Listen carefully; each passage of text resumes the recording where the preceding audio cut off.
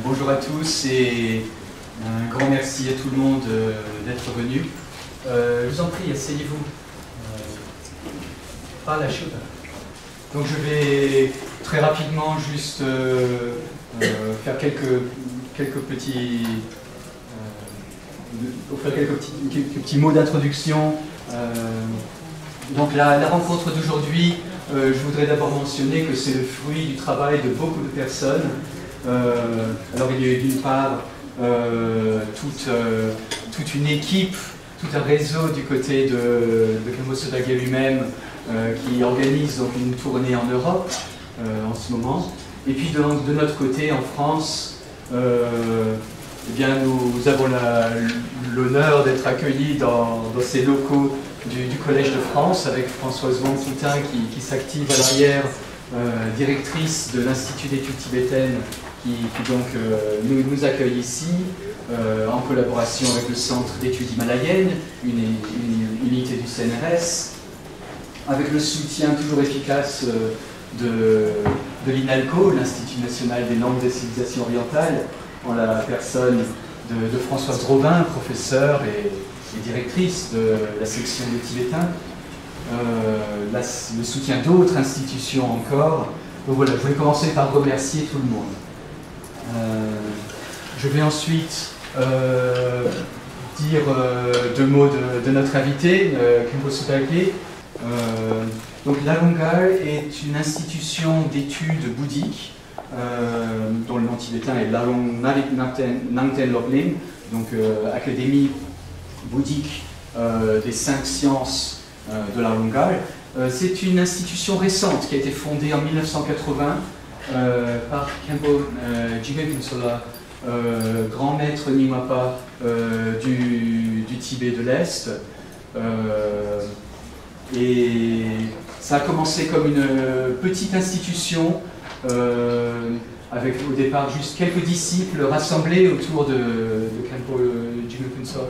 Et puis petit à petit, c'est devenu en fait une des institutions majeures d'études du bouddhisme tibétain et par moments une des plus grandes institutions. Le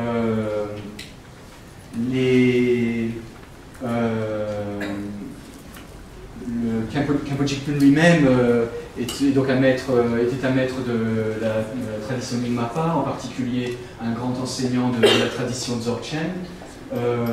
Il est mort en 2004. Il a eu aussi une action remarquable vis-à-vis de la société tibétaine qui l'entourait. En particulier, il a été une des figures à l'origine d'un mouvement contre l'abattage des animaux, qui a été un grand mouvement social, encore actuellement, dans ces régions tibétaines. Alors l'Alungal, cette institution, accueille avec des fluctuations dans les chiffres, à la fois quelques milliers de moines, quelques milliers de nonnes et quelques milliers de disciples laïcs. Et beaucoup d'entre eux sont en fait chinois Han, il y a donc à la fois des Tibétains et des Chinois, quelques autres étrangers qui se réunissent tous dans cette institution-là.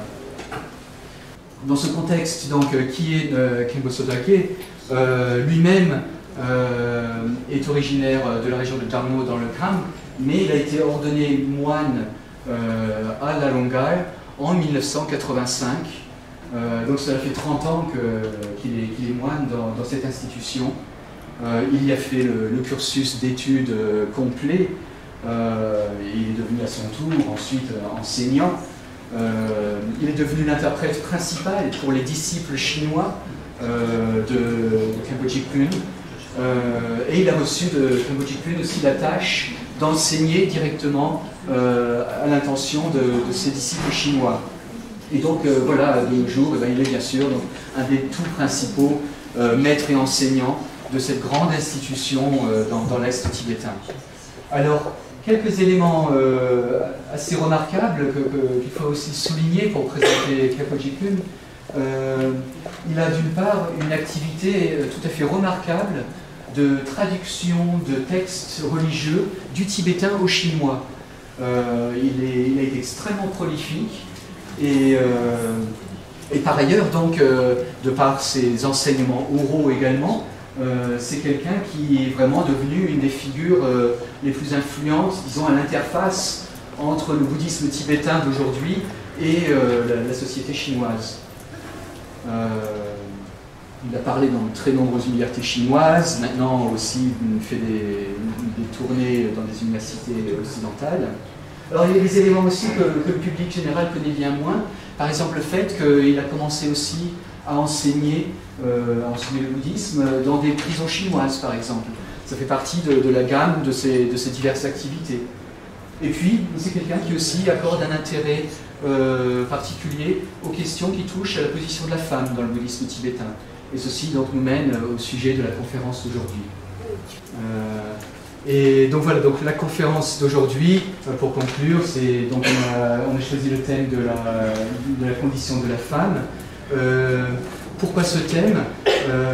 Le bouddhisme tibétain, il y a cette position intéressante qui fait qu'il y a à la fois, et par ailleurs, si on regarde les développements récents du bouddhisme tibétain, là on constate que dans l'Est tibétain, il y a eu un développement absolument phénoménal ces dernières 10-15 années du monachisme féminin, du nombre de nonnes.